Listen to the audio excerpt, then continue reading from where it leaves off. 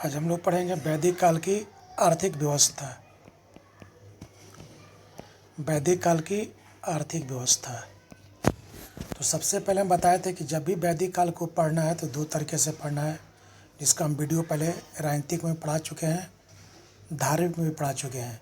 क्योंकि वैदिक काल को दो पार्टे पढ़ाता है, ऋग वैदिक काल और उत्तर वैदिक काल। ठीक, तो ऋग वैदिक काल में जो चला था बताए थे 1500 BC से लेकर 1000 BC, और उत्तर वैदिक काल जो चला था 1000 BC से लेकर 600 BC। ठीक, तो इस काल में जो व्यवस्था थी, इस काल में जो व्यवस्था थी, इस काल में व्यवस्था में क्या परिवर्तन है और क्या कंटिन्यूटी है, क्या चेंजिंग हुआ, इसी को पढ़ना होता है। ठीक, तो कभी भी वैदिक काल को मिलाकर पढ़ना। ऐसे पूरा इतिहास का हम वीडियो बता चुके हैं कि कंटिन्यूटी चेंजिंग करके निकलना होता है। ठीक, ताकि समझ में आए इतिहास का विकसित, कब क्या बदलाव आया, क्या परिवर्तन आया, क्यों आया, ये सब समझते रहना है ताकि मेंस लिखने में कोई दिक्कत ना हो। ठीक, सबसे पहले आता आर्थिक में हम लोग पढ़ते क्या हैं, किसी भी काल का आर्थिक में क्या क्या पढ़ना होता है पहले उसको जान लो, और कब उसको हम व्यापक लिखते हैं, कब उसको हम डिसाइड करते हैं। तो सबसे पहले आर्थिक में जो आता है वो आता है पहले पशुपालन,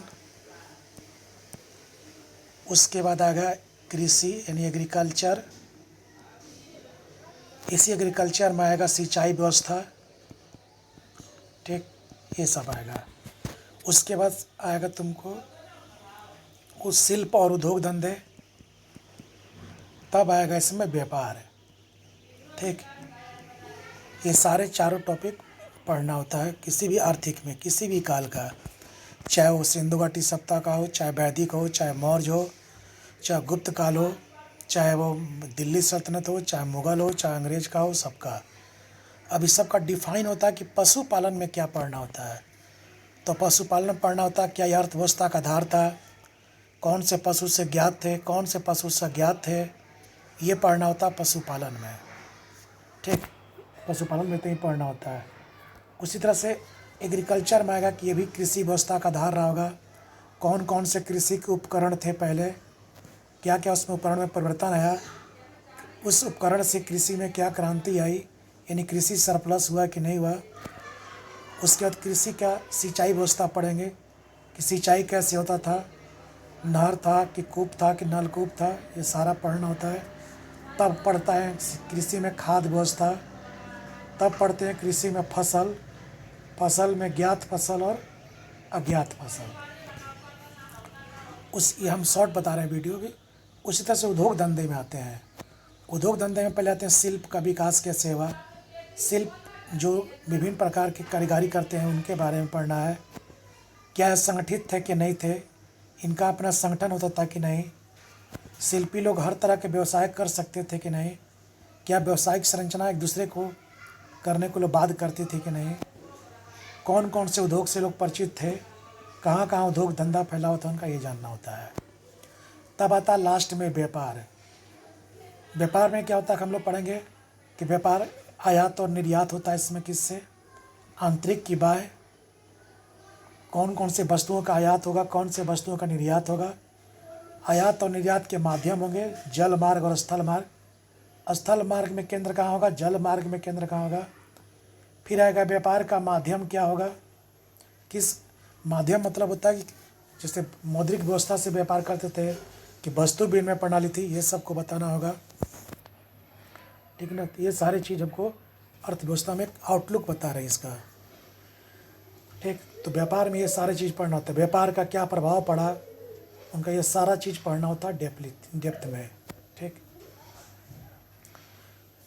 इसी कड़ी में हम आगे पढ़ते हैं वैदिक काल का। तो वैदिक काल में हम बताए थे कि पहले ऋग्वेद का अर्थव्यवस्था पढ़ेंगे, पहले ऋग्वेद का अर्थव्यवस्था हम लोग पढ़ेंगे। ठीक है, तो ऋग्वेद का अर्थव्यवस्था जब पढ़ेंगे हम लोग, तो सबसे पहले पढ़ते हैं, बताए थे कि पशुपालन, अभी पीछे वीडियो में बताए थे हम कि पशुपालन हम लोग पढ़ेंगे। ठीक, किस काल का पशुपालन, तो ऋग्वैदिक काल का, मतलब 1500 BC से लेकर 1000 BC के लोग, 1000 BC के लोग बताए थे, जब लोग मध्य एशिया से आए थे सब सैंडो क्षेत्र में, तो पहले राजनीतिक व्यवस्था में बता चुके हैं कि यहाँ पर जो स्थानीय जनजातियाँ थी उनका आर्यों से टकराव हुआ। टकराव के बाद आर्य लोग की यहाँ विजय हुई और उन्होंने अपने अनुकूल यहाँ की व्यवस्था को संभाला। तो जब ऋग वैदिक आर्य में बताए थे कि जब आरंभ में लोग आए थे तो लोग स्थायी जीवन व्यतीत नहीं कर रहे थे। क्यों नहीं स्थायी कर रहे थे? क्योंकि आपस में लोग संघर्षरत थे। तो इनका जीवन कैसा था? पशुपालन, शिकार, इसी पर लोग आश्रित थे। क्योंकि इनका स्थायित्व का यहाँ अभाव था, क्योंकि लोग बाहर से आए थे और यहाँ का स्थानीय लोगों से इनका संघर्ष अभी चल रहा था। उत्तर वैदिक काल में क्या करेंगे लोग? देखेंगे कि लोग स्थायित्व हो जाते हैं, क्योंकि यहाँ के लोग हरा करके अपना एक राजपाट कायम कर लेते हैं। तो इस समय इन लोग का सामाजिक आधार भी कबीला टाइप का था, जैसे छोटे छोटे स्तर में बसा रहना। तो कबीला स्तर होने के कारण लोग का आर्थिक व्यवस्था हो, चाहे धार्मिक व्यवस्था हो, चाहे राजनीतिक व्यवस्था हो, सब कबीला की तरह दिखता था। अभी तुम जाओगे जहाँ पर बसाव धीरे धीरे हो रहा है तो वो सब थोड़ा बड़ा बड़ा जिला राज्य बन जाएगा, क्षेत्रफल बन जाएगा, वो सब छोटा छोटा भी कबीला टाइप के लोग रहेंगे। तो जब ऋग्वेद का यहाँ पर सब सैन्य क्षेत्र में गए तो इनकी अर्थव्यवस्था का आधार तब उसमें पशुपालन था। आराम ये लोग क्या थे? इनका अर्थव्यवस्था का आधार पशुपालन था, यानी ये लोग का जीविका का मुख्य माध्यम था पशुपालन। पशु को पालते थे, उनको मार कर खाते थे, उनको बेचते थे, ये इनका जीविका था। क्यों था ऐसा? तो सबको पता है कि सिंधु वैदिक काल के लोग, आर्य लोग जो थे वो मध्य एशिया से आए थे, जिसका हम वीडियो पहले बना चुके हैं। और बाहर से आक्रमणी होने के कारण क्या थे? ये घुमंतु थे। आज यहाँ है तो कल वहाँ है। कृषि कब होगा स्थायी? जब एक जगह स्थिर रहोगे तो कृषि तुम रोपोगे, उसको देखोगे, तब उसको उपजाओगे। अतः ये लोग क्या थे? अस्थायी नहीं हुए। अस्थायी होने के कारण क्या हुआ? कृषि आरंभ में इनका गौण है। गौण मतलब कृषि होता था, मतलब छिटपुट होता था, लेकिन ज़्यादातर लोग क्या करते? पशुपालन। कैसे पता चलता है कृषि गौण था? तो सबको पता है कि 1028 श्लोक है, उसमें मात्र 24 बार कृषि की चर्चा होना इस बात का संकेत है कि पशुपालन अर्थव्यवस्था का आधार था अभी भी। तो मान लो किसी भी घर में मान लो 100 बार बोला गया किसी बात को, 100 बार में से किसी के बारे में 2 बार बोला गया है, तो इसका मतलब इसका वैल्यू क्या है? कम है। तो कैसे पता लगा कि अर्थव्यवस्था का आधार पशुपालन था? तो उसकी चर्चा काफ़ी कम बार हुई है, मात्र 24 बार। क्यों अर्थव्यवस्था का आधार पशुपालन था? अब ये सवाल है। तो लोग आर्य लोग बाहर से आए थे और यहाँ पर लोग घुमंतु जीवन जी रहे थे और यहाँ का स्थानीय लोगों से उनका संघर्ष हो रहा था, इसलिए लोग अस्थायी जीवन व्यतीत नहीं किए। तो ऋग वैदिक आर्य क्या थे? अस्थायी था उनमें कि अस्थायी थे? अस्थायी थे, ठीक। इसलिए उनकी जीविका का आधार क्या बना? पशुपालन बना, ठीक। अब देखते हैं कि जब पशुपालन उनकी अर्थव्यवस्था का आधार है तो पशु का उनके जीवन में काफ़ी महत्व रहा होगा। जैसे हम आज कृषि अर्थव्यवस्था का आधार है तो कृषि महत्व है ना। जैसे भी कोरोना आया तो लोग किसान की ओर भागे, खेत की ओर भागे। आज कृषि पर ही था कि जीडीपी हमारा गिरा नहीं और सारी अर्थव्यवस्था ध्वस्त हो गई थी। तो इससे पता चलता है कि कृषि अर्थव्यवस्था का आधार था। तो उस समय पशु उनकी अर्थव्यवस्था का महत्व था, क्योंकि पशु चारण वो लोग करते थे, क्योंकि उनकी ज़िंदगी क्या थी? यावरी थी, घुमंतु थी। अस्थायी क्यों नहीं थे? तो बाहर से लोग आए थे, अभी संघर्ष थे यहाँ के लोगों से, युद्ध होता था बराबर। इसलिए कहा था कि ऋग वैदिक काल में जो कैसे महत्व है? तो ऋग वैदिक काल में जो अधिकतम युद्ध हुआ था वो सब पशु के लिए हुआ था, ये भूमि या खेती के लिए नहीं, क्योंकि उसमें भूमि खेती का उतना महत्व था नहीं। जनसंख्या कम थी, क्षेत्रफल ज़्यादा था, तो खेती का उतना महत्व था नहीं। उसमें पशु का अत्यधिक महत्व था और इसी के लिए सबसे ज़्यादा क्या था? लड़ाई हुआ था, युद्ध हुआ था। और भी बहुत सारे कारण है पशु के महत्व का, बताते हैं। जिससे प्रमुख पशु क्या था? उनका गाय था। तो अभी बताएं कि पशु का महत्व क्यों था? तो युद्ध में सबसे ज़्यादा युद्ध जो उस समय होते थे पशुओं के लिए होते थे, इसीलिए पशु का सबसे ज़्यादा क्या था? महत्व था। आज कैसे हमारा पैसा का महत्व है? ज़्यादातर लोग पैसा क्या करता? बैंक से लूट लेगा, छीन लेगा, या बैंक में तुम्हारा क्लोन के माध्यम से चेक से पैसा निकाल लेता है, सब फ्रॉड होता है। तो ज़्यादा महत्व क्या दिखा रहा है आज के समाज में? पैसा। तो उस समय क्या था? पशुपालन था। कैसे चला पता? कि पशु किसी का चोरी कर था, उसको बचाने के लोग अपना युद्ध करते थे लोग। तो पशु के मामले में ज़्यादा युद्ध होना इस बात का संकेत है कि उन लोगों का ज़िंदगी में पशु का क्या महत्व होगा। अब आता है कि ऋग वैदिक काल के लोगों का जो यहाँ पर आके बस गए थे, इन लोगों का सबसे प्रिय पशु कौन था? तो गाय था। ऋग वेद में यह सबसे महत्वपूर्ण भूमिका में है, जिसका पता हमें निम्न बातों से चलता है। कैसे महत्वपूर्ण था? देखो, इसको सबसे मूल्यवान संपत्ति माना गया था। इन्हें कहा था कि जिसके पास जितना गाय होगा वो उतना ही सबसे बड़ा धन संपत्ति वाला होगा। कैसे पहले गांव में था कि जिसके पास गाय बैल होता था वो संपत्ति का मालिक बना था ज़्यादा। फिर ट्रैक्टर आया, फिर खेत आया। आज शहर का विकास हुआ तो लोग अब नौकरी को मानते हैं। लोग जिसके घर में 4-5 नौकरी करने वाला होता है, लोग समझा था कि वो घर संपन्न है। ठीक, तो सबसे मूल्यवान संपत्ति किसको माना गया था? गाय को। गाय ही माना की इकाई थी, यानी जिसके पास ज़्यादा गाय वो उतना ही संपन्न समझाता था। ठीक, और ये विनिमय का माध्यम भी था। मान लो किसी को कोई सामान लेना है तो गाय दे करके उससे उतना वैल्यू का सामान ले लेता था, इसलिए इसको विनिमय का माध्यम ही माना जाता। इतना ये मूल्यवान था। और इसके मूल्यवान का सबसे बड़ा महत्व का सबसे बड़ा पता चलता है कि इसके लिए विभिन्न प्रकार के शब्द हैं, जैसे गविष्टि। गाय का महत्व क्यों बढ़ा? तो गाय गविष्टि, गाय की खोज। तो गविष्टि का मतलब होता है गाय की खोज। ये होता क्या था कि पशु गाय का मूल्यवान संपत्ति था, तो क्या होता था? गाय की चोरी थी। गाय की पशुओं की चोरी निकाल क्या था? इसी पशुधन की प्राप्ति के लोग जहाँ चोरी भी वहाँ जा जाकर के युद्ध करते थे लोग और अपना पशु को वापस लाते थे। गाय के लिए ऋग्वेद में दुहिती शब्द आया है, यानी गाय को दोहने वाली पुत्री है। ठीक, गाय के लिए गोहंता आया है, इन अतिथि को गाय का मांस खिलाना है। जैसे ऋग्वेदिक काल में क्या थे कि जब किसी घर में कोई अतिथि आता था तो गाय का मांस खिलाते थे लोग, ताकि उनको अच्छे से अच्छा सत्कार मिले। कैसे आ जाए? जो नॉन वेज खाता है, लोग जो नॉन वेज खाता है उसके घर में कोई आता है तो उसको प्रोविजन बना कर दिया था नॉन वेज का, ताकि वो खुश रहे कि गए तो अच्छा मीट भात जो भी मछली भात बना कर दिया। ठीक, तो अतिथि क्या माना गया? गोहंता। तो गाय का ही मांस लोग ऋग्वेदिक कार्य में खिलाते थे लोग जब कोई अतिथि आते थे। तो उस काल की सबसे महत्वपूर्ण पशु कौन था? गाय था, क्योंकि मूल्यवान संपत्ति है, विनिमय का माध्यम है। गाय को लोग चोरी करते थे तो इसी खोज के लिए युद्ध होता था। गाय को कहा गया दोने वाली पुत्री कहा गया है, गोहंता कहा गया है, मैंने गाय का मांस खिलाना है। ठीक, अन्य पशु भी इस काल में थे। किस काल में? ऋग्वेदिक आर्यों के पास जो पशु थे इनमें अन्य पशु का महत्व था, इसका नाम था घोड़ा। पूछ देगा ऋग्वेद का दूसरा महत्वपूर्ण पशु कौन था? घोड़ा। ऊँट क्या है? विवाद है, ऊँट के बारे में अभी तक स्पष्ट संकेत नहीं है। ऊँट और हाथी के बारे में इसका स्पष्ट संकेत उत्तर वैदिक काल में, यानी इसके बाद वाले काल में, यानी 1000 BC से शुरू हो जाता है। नेक्स्ट, पशु के बाद आते हैं इस काल की, यानी सब सैंधव क्षेत्र में बसने वाले आर्यों की कृषि व्यवस्था कैसी थी, जिसके लिए वैदिक संस्कृत में कृष्टि शब्द आया है। ठीक, तो पूछ देगा कि आर्यों का वैदिक संस्कृत में कृषि के लिए क्या शब्द है? कृष्टि शब्द। तो अब चलते हैं सप्त सैंधव क्षेत्र में बसने वाले ऋग्वैदिक आर्यों का कृषि कैसा था। तो अभी बताए थे कि पशुपालन यहाँ पर मुख्य था। क्यों मुख्य था? यावरी जिंदगी थी। कृषि उनका गौण क्यों था? क्योंकि इनका जीवन अस्थायी नहीं था, यानी लोग अभी अस्थायित्व नहीं प्राप्त किए थे, यानी लोग का बसाव का निश्चित जगह नहीं था कहाँ हम लोग को बसना है। इससे कैसे चलता पता कि गौण था? तो ऋग्वेद के 10वें मंडल में और पहले मंडल में, 10 मंडल था ना, तो पहले और 10वें मंडल में को मिलाकर मात्र 24 बार कृषि के संबंध में चर्चा है, जो इस बात का संकेत है कि कम चर्चा होना मतलब उसकी प्रमुखता नहीं रहेगी। सुनता ना, जहाँ जिसकी चर्चा होती है मतलब वो प्रमुखता है। दूसरा, ऋग्वेद में चले गए, एरिया में चले गए, जिस एरिया में बसे थे सब सैंधव क्षेत्र में, यहाँ की भूमि के बारे में जाते हैं। तो यहाँ के बारे में जब देखते हैं यहाँ इस एरिया में, तो लोगों का अपना व्यक्तिगत भूमि भी था और कबीला का भी भूमि था। मान लो कि हमारा ये व्यक्तिगत भूमि है और ये पूरा एरिया मान लो कबीला का है, तो उससे भूमि सामूहिक भी था और व्यक्तिगत भी था। जिससे मेरा भी था और कुछ लोग सामूहिक रूप से मिला कर रहते थे एक साथ, संयुक्त परिवार की तरह।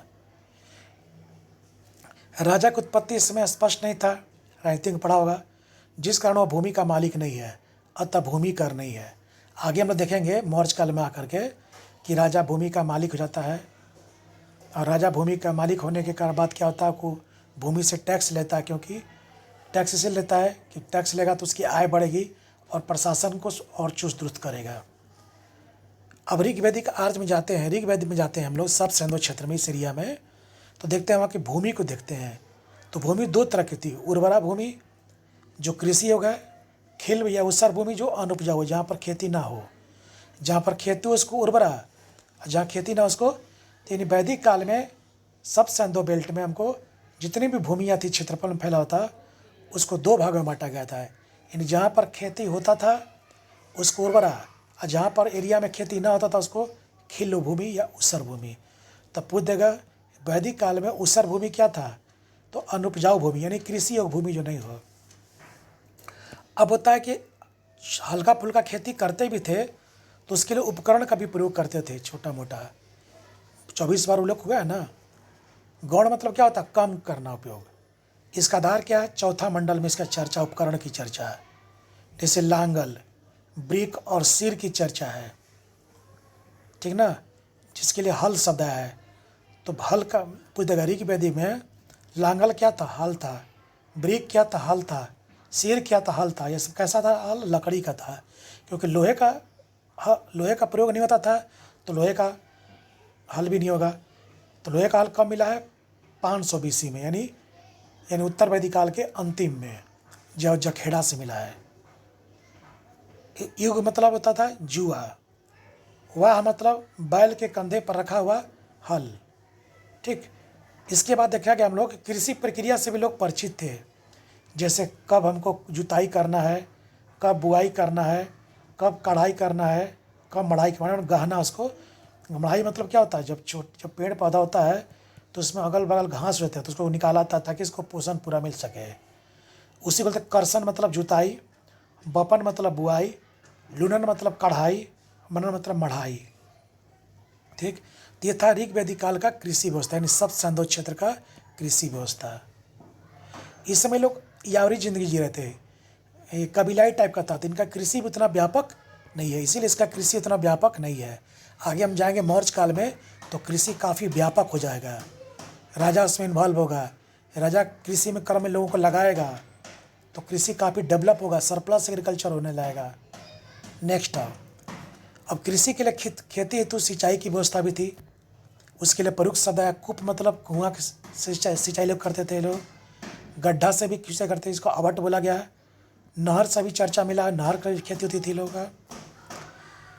खेती का में फसल क्या हो, उपजाऊ हो, ज़्यादा फसल हो, सरप्लस हो, इसीलिए लोग क्या करते थे, खाद से भी परिचित थे। सबको पता है कि खाद का प्रयोग क्या होता है, जब सिंचाई को फसल को उपजाना होता अधिक तो खाद का प्रयोग करते हैं ताकि फसल अच्छा हो। अब आता फसल जिससे ज्ञात थे, गेहूँ थे। अज्ञात फसल चावल से ज्ञात नहीं थे। ये उत्तर वैदिक काल में हम लोग को हस्तिनापुर से चावल का साक्ष्य मिला है। तो ऋग्वेद में अभी तक चावल का साक्ष्य नहीं मिला। कब मिला है, उत्तर वैदिक काल में, यानी इसके बाद के काल में मिला है, ठीक। नेक्स्ट है शिल्प एवं उद्योग के बारे में बातें हैं।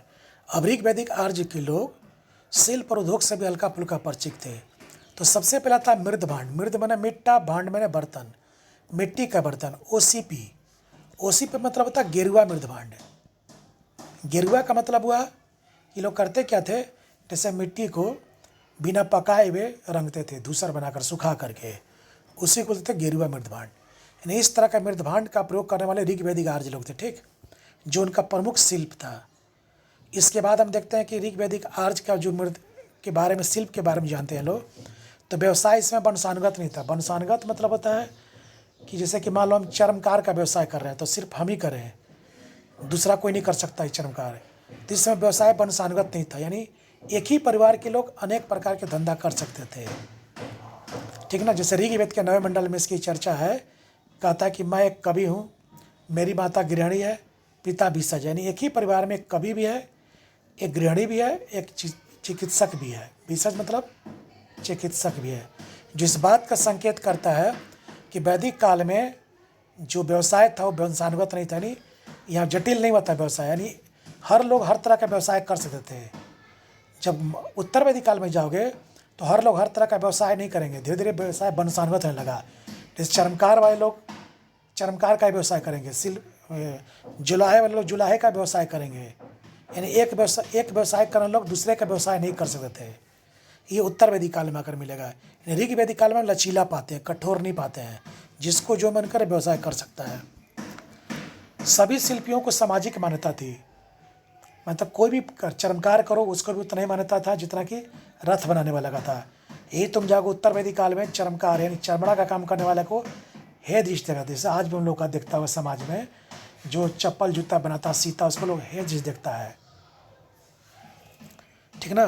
लेकिन इस काल में हम जब देखते हैं कि जो भी शिल्पी वर्ग था अपना अपना, वो आर्थिक आधार पर अभी भी संगठित नहीं था। मतलब संगठित का मतलब होता है इनका एक प्रमुख होगा, कुछ ये लोग अपना योगदान देंगे, ये लोग का अपना नियम बनेगा, ये सब अभी भी अभाव है। ये सब हम लोग 600 BC में जाकर देखते हैं कि शिल्पी लोग का अपना संगठन है, उनका एक मुखिया है, उनका कुछ रूल है, कुछ लोग योगदान करते हैं और संस्था चला रहे हैं। इस समय के अब आता है कि इस समय के शिल्पी कौन कौन होते। तंतुआय, जुलाहा को तंतुआय बोला गया है। बढ़ईगिरी काम करने वाले को तक्षण बोला गया है। चिकित्सक को भेषज, मिट्टी काम करने वाले को मृतपाय बोला गया। ठीक, शिल्प उद्योग के बाद आता है व्यापार। धातु के बारे में बातें हैं। इस काल में धातु के लिए क्या शब्द आया? अयस शब्द आया है। ऋग्वेद में तांबा धातु के लिए अयस शब्द आया है, और यही धातु सबसे पहले ऋग्वेद में परिचित है। पूछ देगा कि ऋग्वेदिक आर्य लोग सबसे पहले किस धातु से परिचित हुए थे? तो तांबा से, जिसके लिए कौन शब्द आया? अयस। वही जब उत्तर वैदिक काल आया, यानी गंगा घाटी में, जब यहाँ से बढ़ के लोग गंगा घाटी में आए, लोग गंगा घाटी में, तो यहाँ पर लोहे का प्रयोग होना शुरू हो गया, जो अतरंजी खेड़ा यूपी से मिला है 1000 BC का, यानी उत्तर वैदिक काल का, जिसके लिए कृष अयस शब्द आया है। और कहा गया कि अतरंजी खेड़ा के पास लोहे का भट्टी मिला जो गलाने का काम आता था, और ये लोहे का प्राचीनतम प्रमाण है। तो लोहा किस काल से शुरू हुआ था? तो प्राचीन तो उत्तर वैदिक काल से। हालांकि तांबे का प्रयोग ताम्रपाषाण काल से शुरू हुआ था, जो 3500 BC में आता है। लेकिन वैदिक काल में अगर पूछेगा कि ऋग्वेदिक काल लोग सबसे पहले किससे परिचित है? तांबे से। और उत्तर वैदिक काल में लोग किससे परिचित है? लोहा से भी परिचित हो गए थे। और लोहा सबसे पहली बार कब शुरू हुआ? उत्तर वैदिक काल में 1000 BC में, जबकि तांबा ताम्रपाषाण काल में शुरू हो चुका था। और तांबे का प्रयोग ऋग्वेदिक आर्य के लोग भी शुरू किए थे पहली बार। तो ऋग्वेदिक आर्य लोग सबसे पहले तांबे का प्रयोग किए, फिर लोहे का प्रयोग किए, और लोहा इन्हीं लोगों ने सबसे पहले शुरुआत किया, जबकि तांबा इनसे पहले भी चला रहा था। चलो, तो पूछ देगा कि ऋग्वेदिक आर्य लोग सबसे पहले किस धातु से परिचित है? तांबा से। तब क्या यूज किए? लोहा। और लोहा के मामले में लोग सबसे पहले भी हुए, यानी इनके पहले, यानी 1000 BC के पहले, यानी उत्तर वैदिक काल के पहले लोहा भारत में प्रयोग नहीं होता था। लोहे का काल उत्तर वैदिक से, यानी 1000 BC से। अब आता है इस काल का वाणिज्य व्यापार। वाणिज्य व्यापार व्यापक नहीं है। क्यों नहीं व्यापक है? तो निर्यात व्यापक नहीं है, विदेश में निर्यात नहीं है, आंतरिक स्तर पर अपने छोटे छोटे जनपद में ही मिलकर अपना व्यापार करते थे, विनिमय का माध्यम मुद्रा नहीं है, तो ये व्यापक नहीं होगा। बड़े बड़े सड़क मार्ग नहीं है, तो ये व्यापक नहीं होगा। और अगर मौर्यों की तरह होता, बड़े बड़े नदियाँ होती, समुद्र होते, बड़े बड़े शहर होते, बड़े बड़े रास्ते बनाए होते, तो माना था कि व्यापक था। ठीक, इस काल में जो व्यापार करते थे उनकी किनके पास थे व्यापार? तो जो व्यापारी लोग थे उनको पणी बोला गया। ठीक ना। मुद्रा व्यवस्था की उत्पत्ति इस समय नहीं हुई। सबको पता है कि मुद्रा व्यवस्था 500 BC के बाद हुआ है, इसलिए बार्टर सिस्टम अभी भी चल रहा है, यानी वस्तु विनिमय प्रणाली। मेरे पास जो सामान है उसको लेकर दूसरे को दे दो, और उसके पास जो सामान है उसको लेकर हम अपने ले लें। इन्हें एक दूसरे में अदला बदली।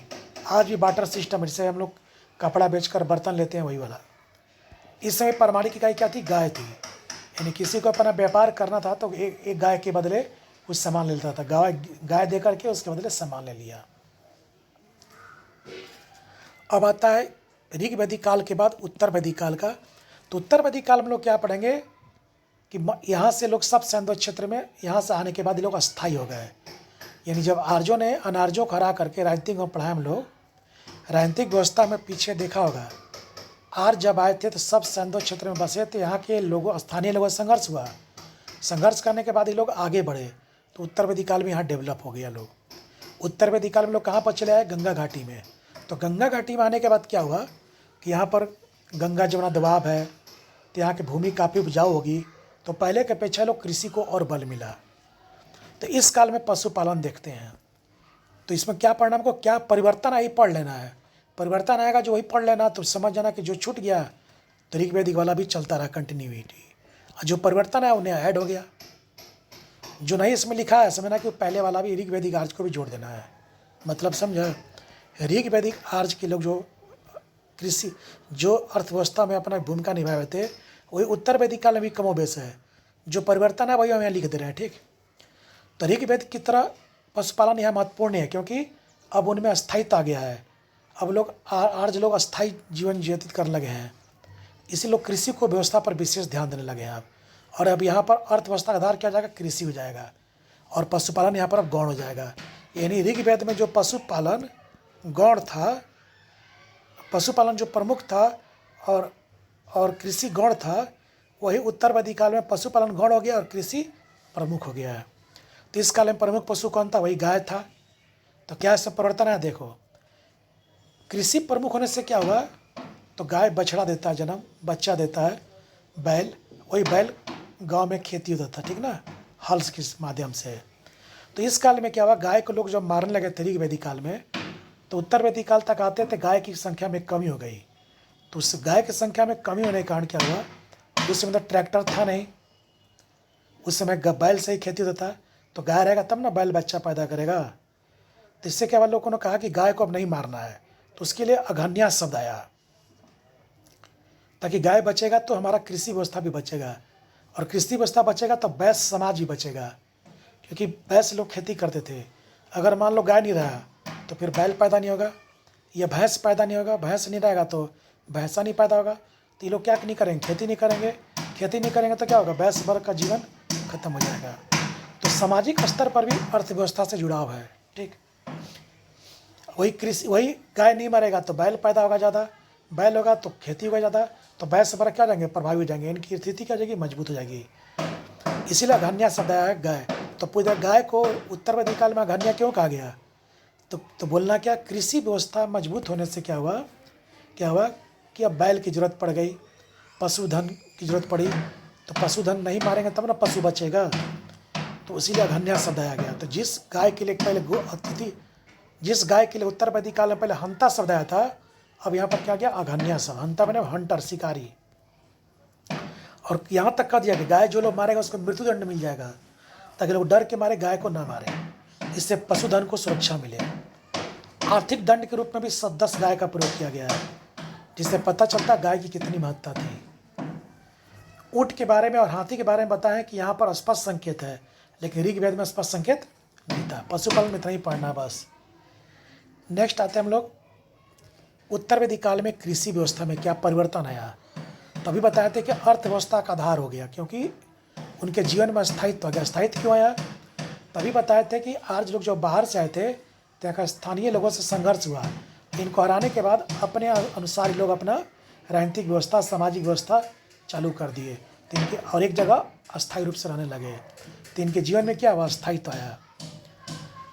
इसकी और कृषि की महत्ता इसी से चलता पता कि इसका चर्चा कहाँ है, शतपथ ब्राह्मण में है। तो कहा गया था कि जो ऋग्वेदिक आर्य सब संधों में बसे थे, ये लोग कृषि का विकास करते करते लोग गंगा जमुना द्वाब के पास पहुंच गए थे। कहानी सुना ना, मिथिला के राजा विदय माधव ने अपने पुरोहित राहुगण के साथ सदनीरा गंडक तक पहुंचे थे, जो पूर्व की ओर विस्तार का संकेत मिलता है, और जंगल को जला करके उसको खेती योग्य बनाए थे, जिससे पता चलता है कृषि अब उनके जीवन में कितना महत्व रहने लगा। किसकी जगह पर, पशुपालन की जगह पर। ऋग्वेद में जो पशुपालन महत्व था, अब कृषि गौ प्रमुख हो गया। गंगा जमुना में यहाँ की उपजाऊ मिट्टी ने क्या किया, कृषि को और मजबूत बनाया। बड़े बड़े हल का प्रयोग होने लगे पहले के अपेक्षा। इसका कैसे चला पता, काटक संहिता है, पूछता है 24 बैलों द्वारा खेत जोत जाता है। काटक संहिता कहता है कि इतने बड़े बड़े हल, लकड़ी का जुताई होने लगे कि लकड़ी को जोतने के लिए छोटे छोटे कम संख्या बैलों की संख्या जो थी उसको जोतने में सक्षम नहीं था। इसलिए कि खेत अगर बड़ा है और उसको गहरी जुताई करना है, तो जो हल होगा वो भारी होना चाहिए, क्योंकि लोहा का तो प्रयोग होता नहीं था हल में, लकड़ी का हल था। तो उस बड़े बड़े हल को जोतने के लिए 24 बैल जोड़े गए थे, ताकि उतना बड़ा भारी हल को वो ढो सके और खेती की जुताई कर सके। अभी भी लोहे की भूमिका है, लोहा का प्रयोग हुआ, लेकिन लोहे की भूमिका कृषि क्षेत्र में नहीं है, आर्थिक में नहीं है। कहाँ पर, राजनीतिक क्षेत्र में है। यानी शस्त्र बनते थे, लेकिन अर्थव्यवस्था में इसकी भूमिका नहीं। यानी इसका फाल लोहे का जो औजार नहीं बना है। किस वाला का, कृषि वाला का। यानी कृषि क्षेत्र में अगर उत्तर वैदिक काल में लोहे का विकास हुआ है, तो उसके लिए बड़े बड़े लकड़ी के हल की भूमिका है, न कि लोहे का फाल की भूमिका है। लोहे का फाल जो हुआ 500 BC का मिला, यानी 500 BC से लोहे का लोहे का औजार का भूमिका कृषि में हम देखते हैं, ये कहने का मतलब हुआ। तो कहने का मतलब है कि उत्तर वैदिक काल में लोहे का प्रयोग किस रूप में है, तो राजनीतिक रूप में है। उससे अस्त्र शस्त्र बनते थे, आसपास के पड़ोस के क्षेत्रों को जितने मदद मिली।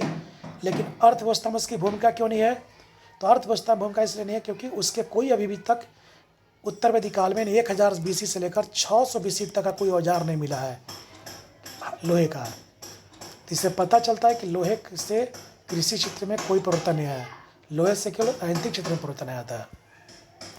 इस काल में फसल क्या था, चावल हो गया था, जो कि ऋग्वेद में नहीं था, हस्तिनापुर से मिला है। इस काल में इच्छू यानी गन्ना को भी देखे हैं, जिसकी चर्चा अथर्ववेद में पूछेगा।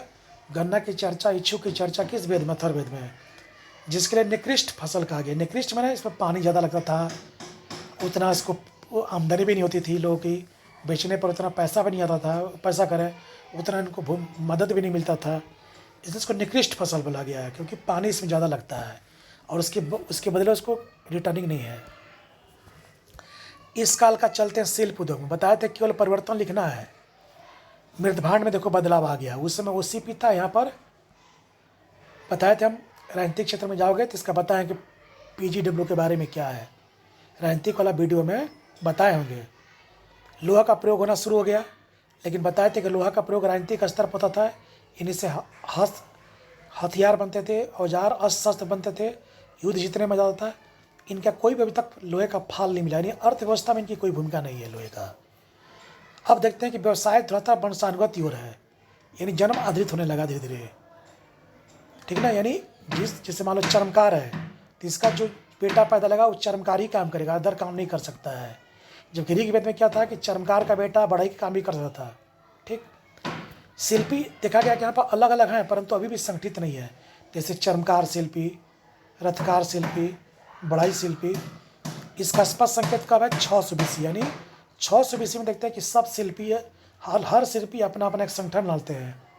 इनका एक प्रमुख होता है, इसको श्रेणी बोला जाएगा। इनका अपना नियम होगा, इनका अपना योगदान होगा, जिसके माध्यम से लोग अपने व्यवसाय को आगे बढ़ाते थे।